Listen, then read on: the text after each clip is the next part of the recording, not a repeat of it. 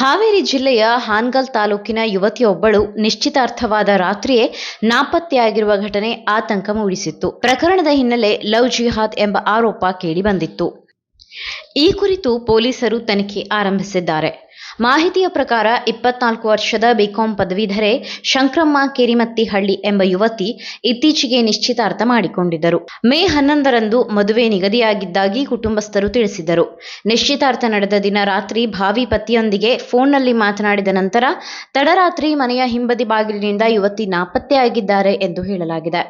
ಕುಟುಂಬದ ಆರೋಪದಂತೆ ನರೇಗಲ್ ಗ್ರಾಮದ ಇಬ್ರಾಹಿಂ ನೆಗಳೂರು ಎಂಬ ಯುವಕ ಯುವತಿಯನ್ನ ಫುಸಲಾಯಿಸಿ ಕರೆದುಕೊಂಡು ಹೋಗಿದ್ದಾನೆ ಎಂದು ಆರೋಪಿಸಲಾಗಿದೆ. ಈ ಹಿನ್ನೆಲೆ ಇದು ಲವ್ ಜಿಹಾದ್ ಯತ್ನವಾಗಿರಬಹುದು ಎಂಬ ಶಂಕೆಯನ್ನ ಕುಟುಂಬಸ್ಥರು ಹಾಗೂ ಕೆಲವು ಹಿಂದೂಪರ ಸಂಘಟನೆಗಳು ವ್ಯಕ್ತಪಡಿಸಿದ್ದಾರೆ. ಆರೋಪಿಯು ಅಕ್ಕಿ ಆಲೂರಿನಲ್ಲಿ ಕೆಲಸಕ್ಕೆ ಹೋಗುತ್ತಿದ್ದ ವೇಳೆ ಯುವತಿಯನ್ನ ಪರಿಚಯ ಮಾಡಿಕೊಂಡಿದ್ದಾನೆ. ಮದುವೆ ಸಿದ್ಧತೆ ನಡೆಯುತ್ತಿದ್ದ ಸಮಯದಲ್ಲೇ ಈ ಘಟನೆ ನಡೆದಿದೆ. ಯುವತಿ ನಾಪತ್ತೆಯಾದ ಹಿನ್ನೆಲೆ ಕುಟುಂಬಸ್ಥರು ಅಡೂರು ಪೊಲೀಸ್ ಠಾಣೆಯಲ್ಲಿ ಪ್ರಕರಣ ದಾಖಲಿಸಿದ್ದಾರೆ.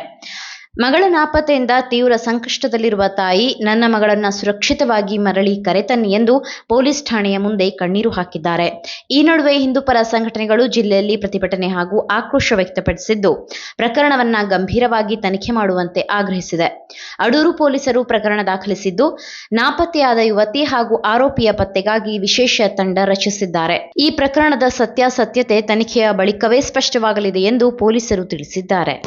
ನೀವು ಸಣ್ಣ ಆಗ್ಬೇಕಲ್ವಾ? ಅದು ಒಂದು ಉತ್ತಮ ಆಹಾರದಿಂದ ಸಣ್ಣ ಆಗ್ಬೇಕಲ್ವಾ? ಪ್ರತಿದಿನ ನಮ್ಮ ಜೀನಿ ಸ್ಲಿಮ್ನ ಯೂಸ್ ಮಾಡಿ ಯಾವುದೇ ಸೈಡ್ ಎಫೆಕ್ಟ್ ಇಲ್ದಂಗೆ ನೀವು ಸಣ್ಣ ಆಗ್ತೀರಾ.